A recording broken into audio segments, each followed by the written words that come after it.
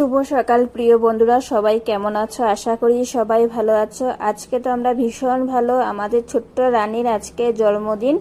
ওকে আলতা পরিয়ে দিচ্ছি। মন্দিরে যাব পুজো দিতে, ওর জন্য তাই ওকে আলতা পরিয়ে দিচ্ছি। আর সকালবেলায় ওকে একটু মোবাইল দিতে হয়েছে। ওকে সকালবেলায় স্নান করিয়ে দিয়েছি, দুধ দিয়ে স্নান করিয়েছি। জলটা সাদা হয়ে গেছে, তাই ও ভীষণ কান্না করছিল, জলটা কেন এমন, খুব কান্না করছিল, তাই ওকে একটু মোবাইলটা দিতে হয়েছে। সবাই আশীর্বাদ করবে প্রিয় বন্ধুরা, ও যেন সুস্থভাবে থাকে, ভালোভাবে থাকে, ওর দিনগুলো যাতে খুব ভালোভাবে কাটে।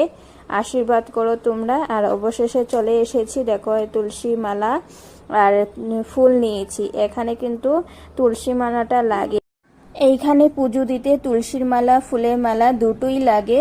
তুলসী পাতা কয়েকটা পাতা একখানে ঝুঁটি বেঁধে ফুলের মতোই মালাটা বাঁধে আর কি। তুলসী মালাটা দেখতে কিন্তু খুবই ভালো লাগে। মালাটা ঠাকুরকে ফুলের মালার মতো তুলসী মালাটাও দেওয়া হয় এখানে, খুব সুন্দর লাগে কিন্তু। আর এখানে দেখো মন্দিরে চলে এসেছি, খুবই ভালো লাগছিল এখানে আসার পর।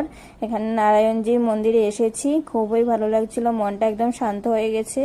ওর জন্য এসেছি, খুবই ভালো লাগছিল। তোমরা সবাই কিন্তু আশীর্বাদ করবে ওর জন্য, ও যেন ভালোভাবে থাকে। আর এই দেখো এই যে নারায়ণজি, এখানে ঠাকুরের গায়ের রং কালো হয় আর কি। সব ঠাকুরের গায়ের রং এখানে কালো হয়। আর এই দেখো ঠাকুর মশাই ওর জন্য পুজো করছিল, পুজো করে ফুল দিচ্ছিল, ওকে দিচ্ছিল, আমাকেও দিচ্ছিল। খুব শান্তভাবে ওর পাপার কোলে দেখো বসে আছে, একদম দুষ্টুমু করছিল না, শান্তভাবেই বসে আছে। আর পুজো দেওয়ার পর এই ফুলটাই দিয়েছে আশীর্বাদ হিসেবে। আর এদিকে পুজো দেওয়ার পর আমরা সবাই মিলে মন্দিরের চারিপাশটা একটু ঘুরিয়ে নিচ্ছি। এখানে সবাই পুজো দেওয়ার পর ঠাকুরের পুরো মন্দিরে এবার চক্কর কাটে আর কি, 3বার কেউ 7বার এইভাবেই চক্কর কাটে। তোমরা কেমন আছো অবশ্যই কিন্তু জানিও, ভিডিওটা কেমন লেগেছে অবশ্যই জানিও।